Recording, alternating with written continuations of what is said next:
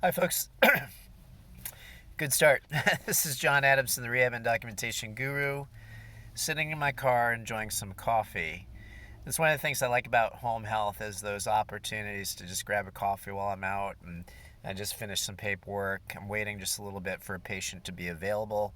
And so, anyway, a little bit slower paced lifestyle than some of you have to work in inpatient or in an outpatient setting. But what I'm doing today is not talking about my coffee drinking habits, but I'm bringing to you an article that a subscriber and contact and friend of mine sent to me. And this is, I believe, based in North Carolina or South Carolina. South Carolina. So here it is. Report: former Roper Hospital physical therapist fined over inaccurate record keeping. And I'm just going to read this article to you. A former Roper St. Francis Hospital physical therapist who was later fired for inaccurate record keeping has consented to a fine and public reprimand. So it doesn't say anything at this point if he lost his license over it. Ryan Scott Fights must also take a board-approved course within 6 months of the board-ordered order of reprimand, which was filed January 9th. So apparently his state board has authorized this reprimand. It sounds like he might keep his license. In November 2017, the hospital first raised concerns about 6 patients who, this is not very well written, were recorded as receiving services which weren't possible based on observations from other eyewitnesses, the board order stated.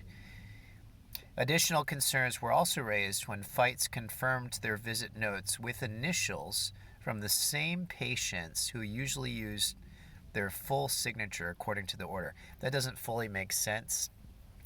Roper St. Francis fired Fights in December of 2017 when a complaint was filed with the South Carolina Department of Labor Licensing and Regulation. Fights was questioned about why he was fired from Roper. He acknowledged that his record keeping was inaccurate, but also said his workload had increased significantly from approximately 28 home health visits each week to over 50 home health visits each week.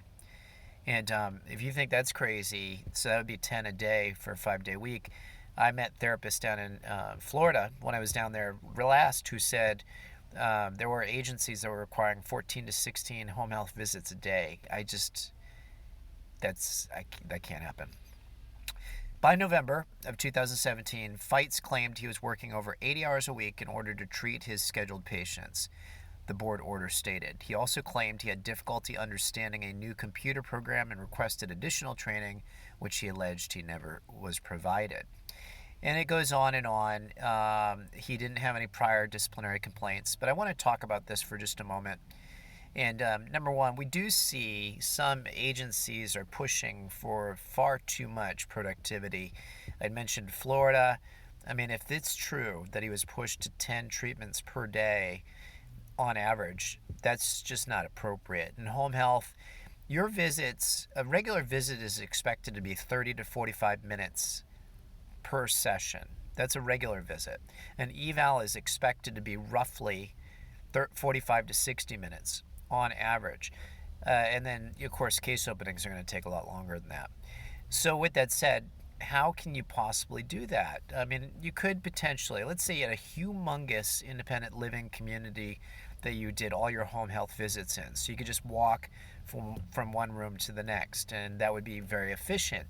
But even then, if you gave a patient their true worth and visit, you'd be looking at a minimum of 10-hour day. That's not including documentation.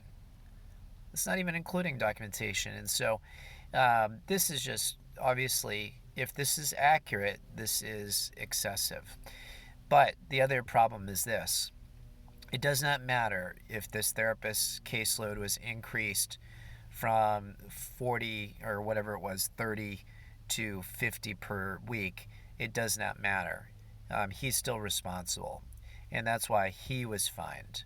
Now, Medicare possibly could take a look at this hospital organization that he worked for, Roper St. Francis.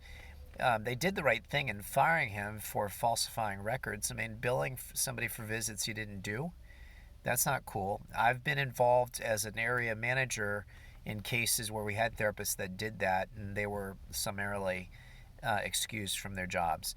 So this is definitely a significant problem, but he is fully responsible for his own actions. And this is just a reminder to my viewers, to anybody that might see this, that we must always do what is right for the individual patient. And if we get to the point where this therapist obviously felt he was, of pushing the envelope to the point where you are tempted to falsify records to say you were there just to keep up with productivity standards, if we're feeling that way, then we should be reporting our organizations. Anyway, this is a sobering reminder that even therapists are not immune to Medicare fraud and fraudulent activity, which this appears to be. I don't know what third-party payer was involved here. Anyway, John Adamson, the Rehab and Documentation Guru, enjoying my coffee. Hope you have a great day. Take care and God bless.